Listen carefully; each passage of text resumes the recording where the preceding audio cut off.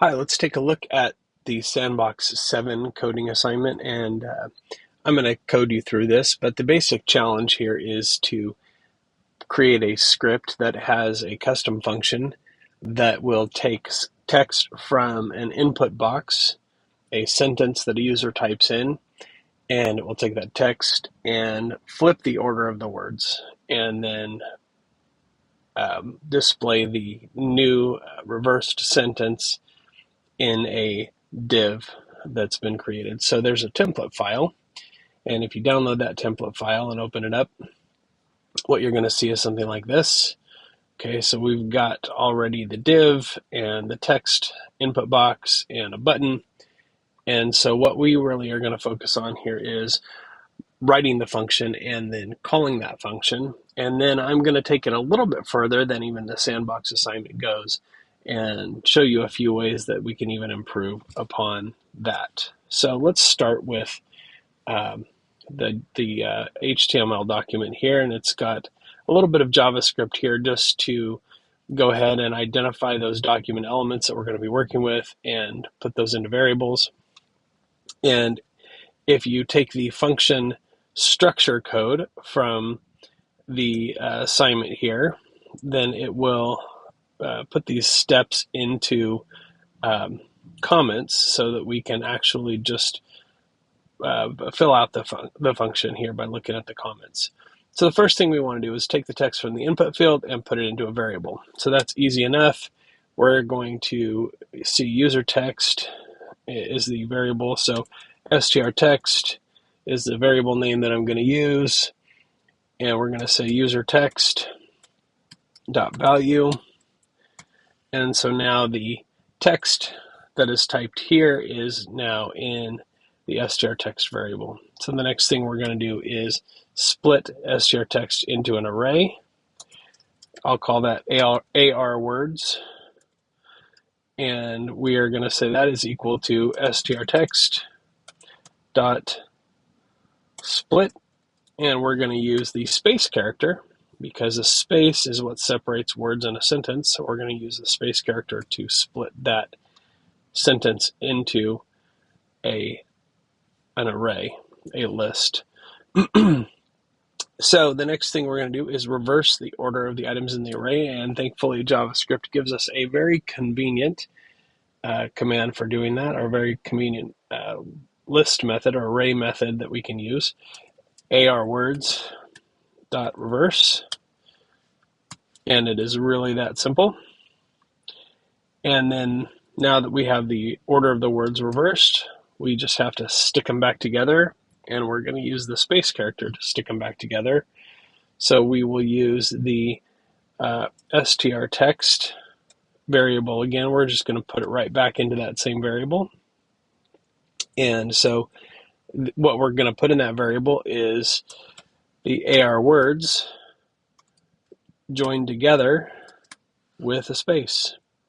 So split takes the space and splits them into an array. We reverse the array, and then we use join to join them back together. And you can kind of think of the space as the glue for gluing things back together.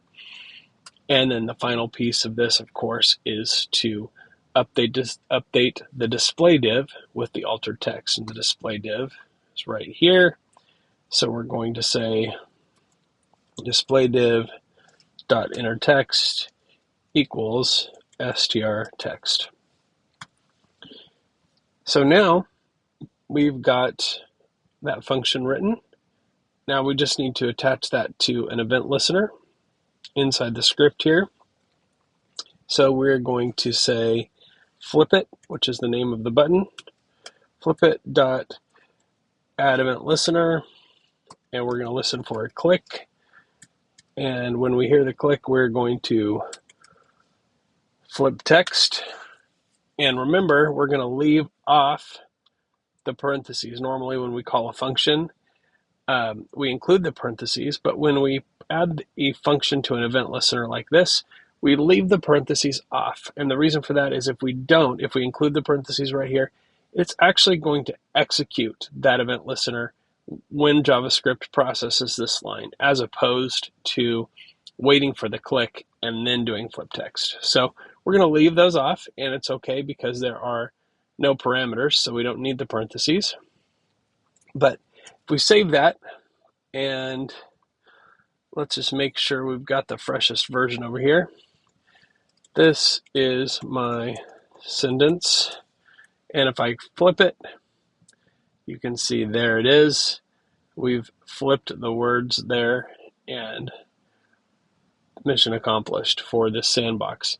But can we make this function better? Now, we talked about in the other videos some of the different ways that we can interact with functions, and you can see this function will work only with user text, so only this text box as a source of text, and it will only display text in that display div. So you're locked in, and that's fine for this page, but if we want to make this function a little bit more powerful, we should make it a little bit more generic.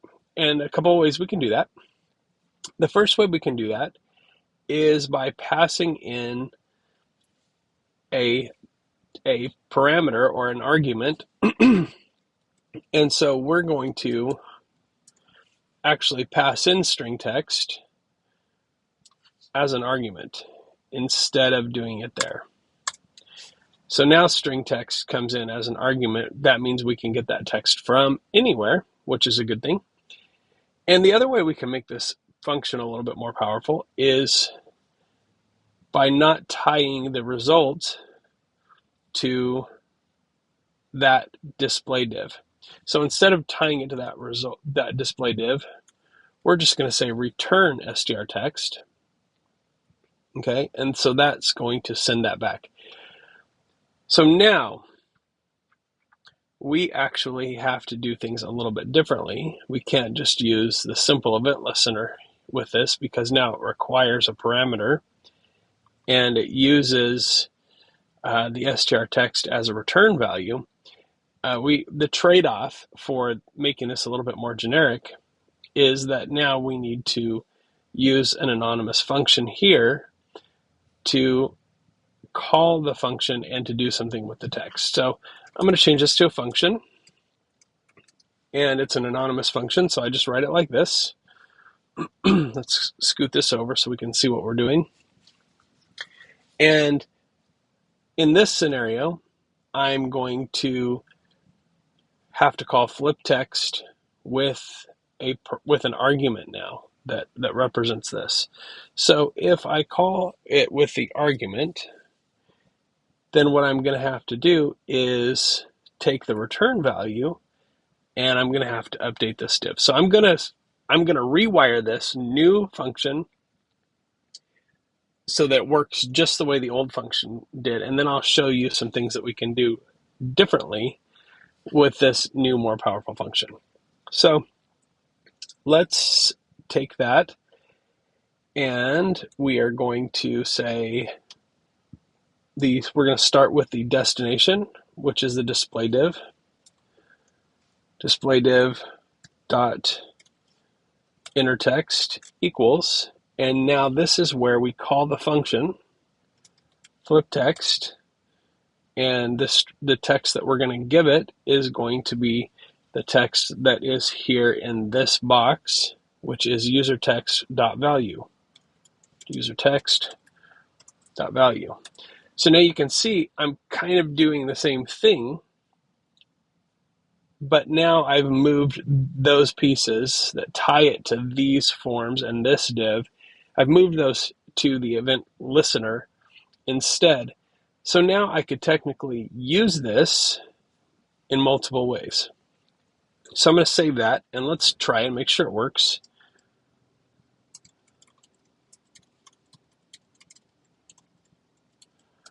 Okay, so if I have that and I reverse it, works perfectly.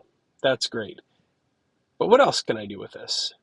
Well, let's just go up here and let's give this H1 an ID of main heading. And oops, helps if I spell heading right. You know what I'm going to do is make it shorter, main H.D. So let's put a JavaScript reference to that. Let main H.D equal document, get element by ID, main HD. There we go. Now we can address the contents of this. So watch what we can do. Now that I have this other thing done, if I say something like,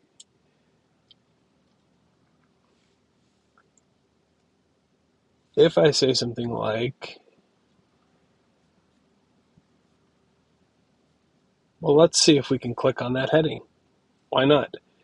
So we've got main HD dot add event listener dot click, and then we're going to write a function in here.